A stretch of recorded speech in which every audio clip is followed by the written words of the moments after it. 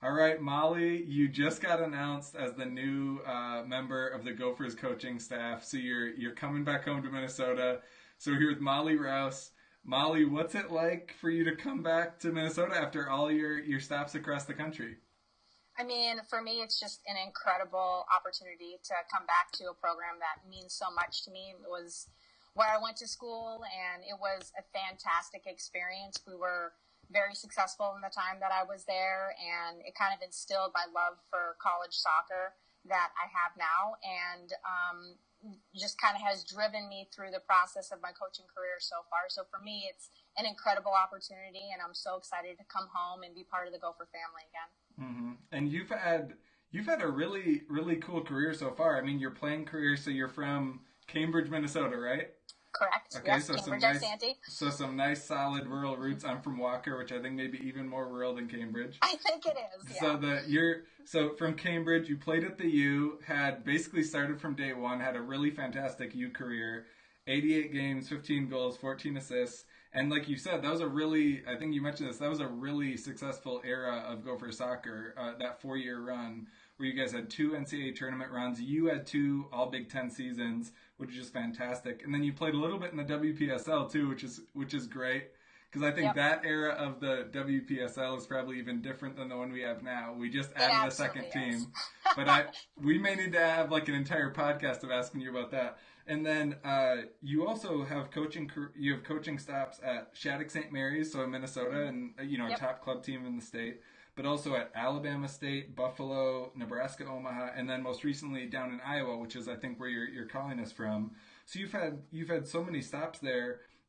What things have you learned at kind of those different stops, and what do you think you might kind of have to focus on as a member of the staff?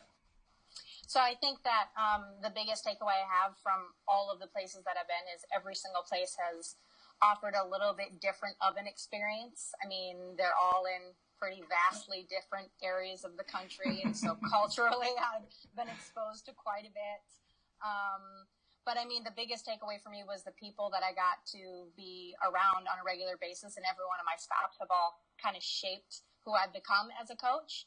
And I feel like all of those different experiences now are, I'm going to be able to take those into an environment where I know that I'll be able to have an impact right away just because I'm super familiar with Minnesota. And I think that all those different experiences are going to lend to me being able to have a pretty significant impact right away. Mm-hmm.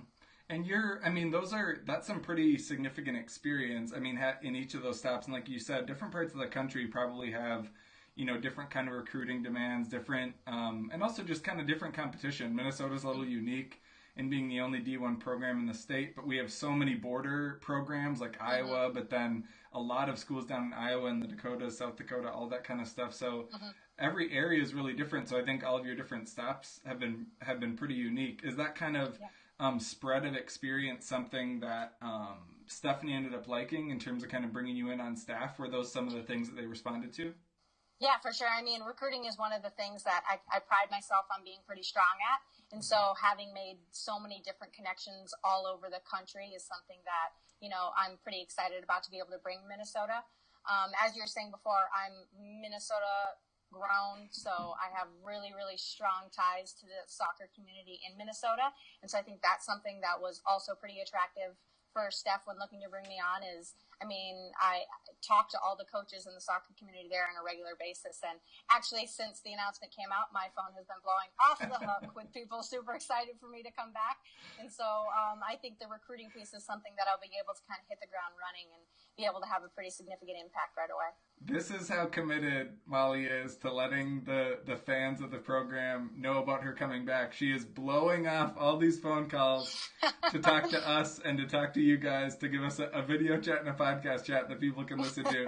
That's her commitment to the fans. So Gopher fans, look at this. Fantastic coach coming back. And so kind of through that interview process, we talked a bit before we were recording, and you mentioned it was pretty quick. But in that process, for some context, obviously Becky Fletcher just came in and replaced Crystal Seidel, who went to McAllister in St. Paul, and so she's a new member of the coaching staff and may do a little bit of the defensive focus because that's what Crystal really was tasked with doing. Have they talked at all about things that you'll need to lead on, or is it really about kind of being able to contribute everywhere because it's a decently lean staff? So is it a little bit of everything, or are there pieces you'll focus on? So I think that's one of the things that our staff is planning on sitting down and talking about right away on Monday when I get there, is kind of how we're going to divvy things up. Luckily for me, I have had experience coaching all different lines on the field.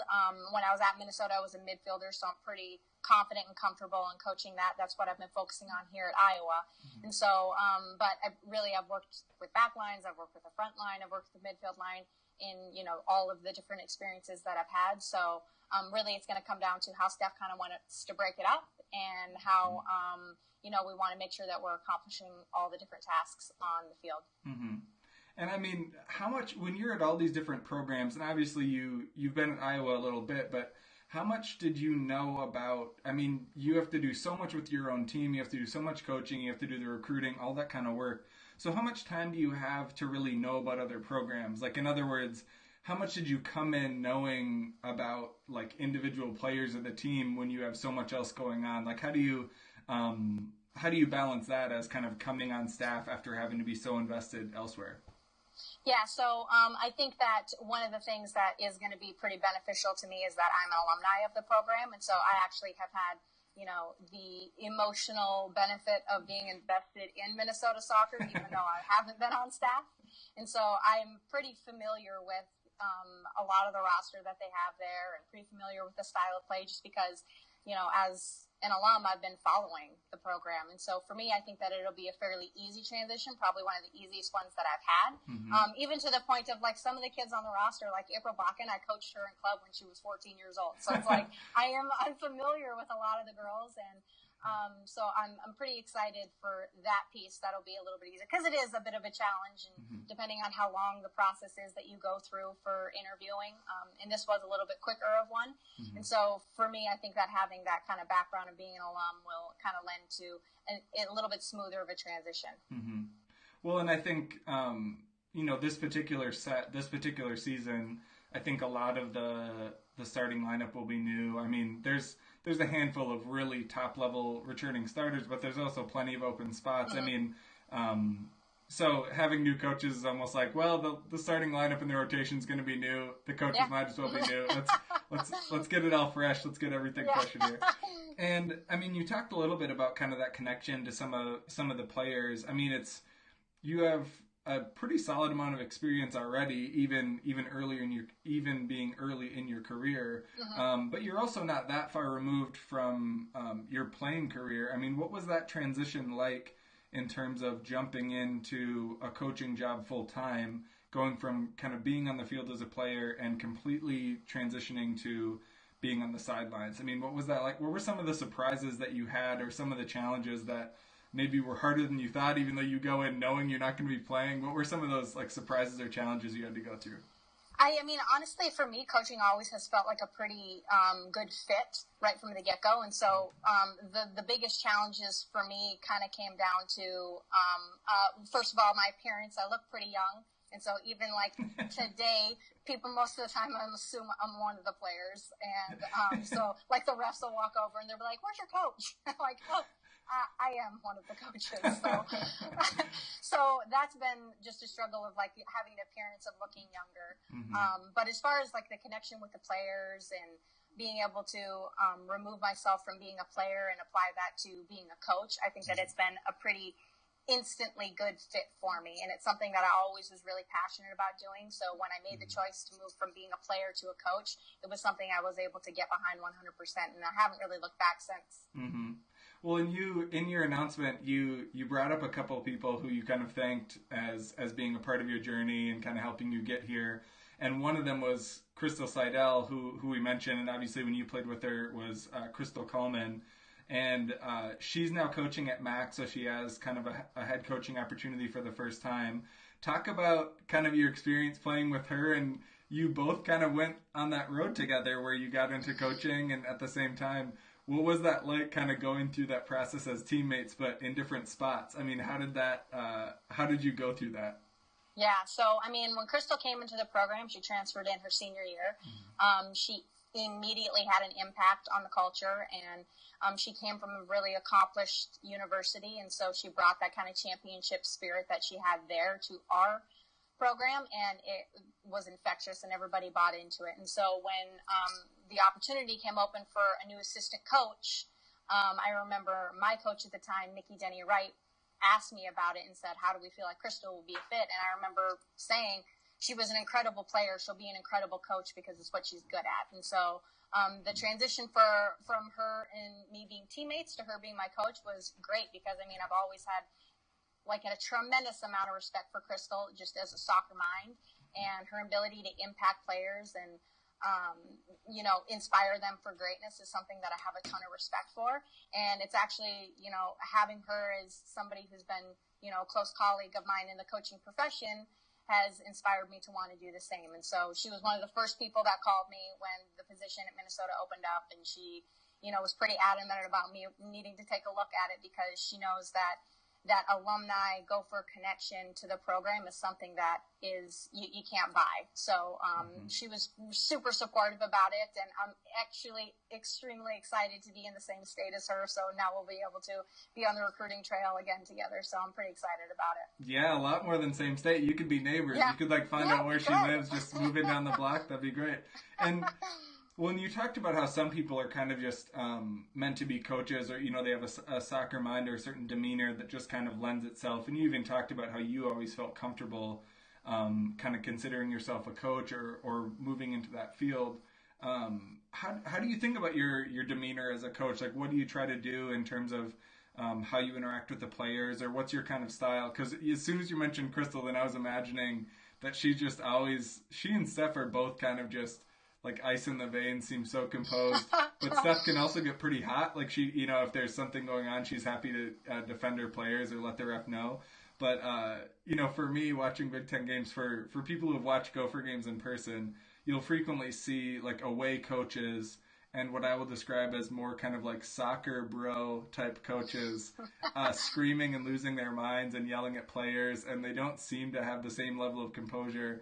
And then you'll see someone like Steph who's just sitting in the chair all game, like not moving. Yeah. And the assistants might yell out specific stuff once in a while, or Steph might, but they're just so composed. And I think that bleeds onto the field. I mean, having worked with so many different coaches, how have you learned from stuff like that in terms of your demeanor with players and how you interact with them? Well, I think that one of the things that I'm most excited about with going to Minnesota and working on Steph's staff is just that she has a very composed nature about her. But really what it always comes back to is her ability to empower the players on the field. And having been a part of Minnesota soccer, I know exactly what the training environment is like, and it really pushes you to be on your edge all the time, but it also empowers you to make decisions in your own right within the style of play that Minnesota soccer has. And I think Steph has done an incredible job with embodying that as a coach. And training is always super intense, and it asks a lot of the players, but once it gets to the game time, it's the player's game at that point. And so I think that she does a really good job, making sure that she's displaying that at all times. And so it's something I'm particularly pretty excited to be a part of. Anybody who knew me as a player knows that I can be fairly intense sometimes. Like, people don't play board games with me ever because I am pretty fiercely competitive. And so I think that being a part of a staff that, has that kind of composed nature on the sideline is something that will be a little bit different for me, but I actually am kind of excited about how it'll challenge me in different ways as well. Mm-hmm.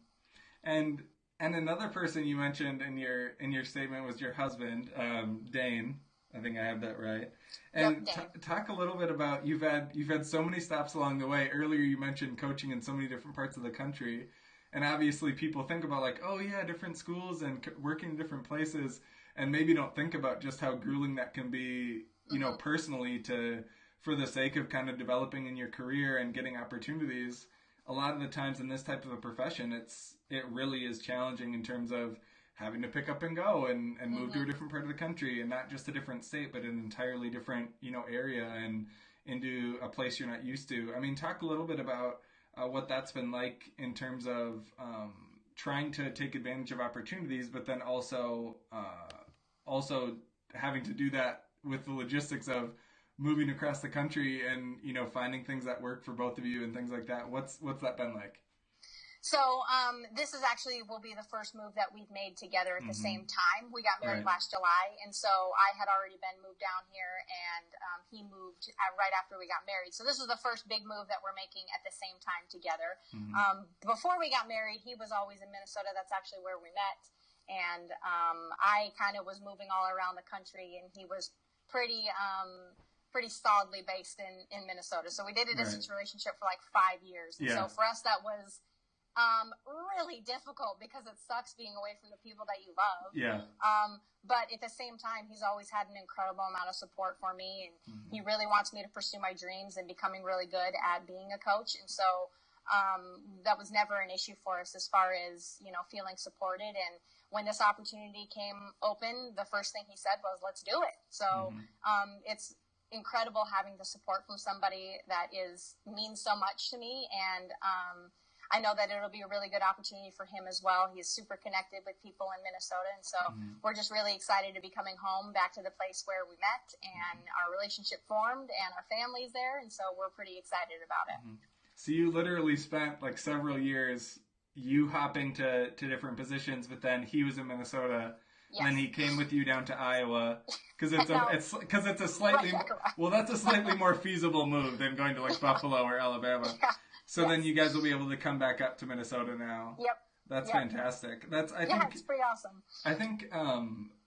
I think people kind of forget like how tough it can be to balance those elements of it. That if you want to get an opportunity to move up in a program or move up in the profession, and you have to go through such a brutal stretch like that. Like, I doubt there's very many people who have done, like, multiple years of long distance. So I think it's, like, the feeling of being able to do it together now in Minnesota is so... I mean, it's probably just, like, incredible. You probably can't really compare it to, like, money or anything else. It's just the stress relief alone is, like, incredible. It's a pretty credible experience, and we're super excited to be coming back. So talk a little bit about what your first like few weeks or few months are going to be like. Are you heading up and then you have to jump? I think Becky Fletcher, I interviewed her right after she started, and then like the next day she was going to New Jersey or something for recruiting. Are you do you already have marching orders for like your first month or your first couple weeks or anything? Or are you just going to come in and move in? It'll just be like a crazy whirlwind for the month of July just because preseason starts in August. Right. And so I start on Monday, so we'll just probably quickly try to get me acclimated as quickly as possible and then kind of hit the ground running from there. And so there's talk of maybe going on one more recruiting trip, just the three of us, just because that'll be the first opportunity we'll all have to travel and recruit together.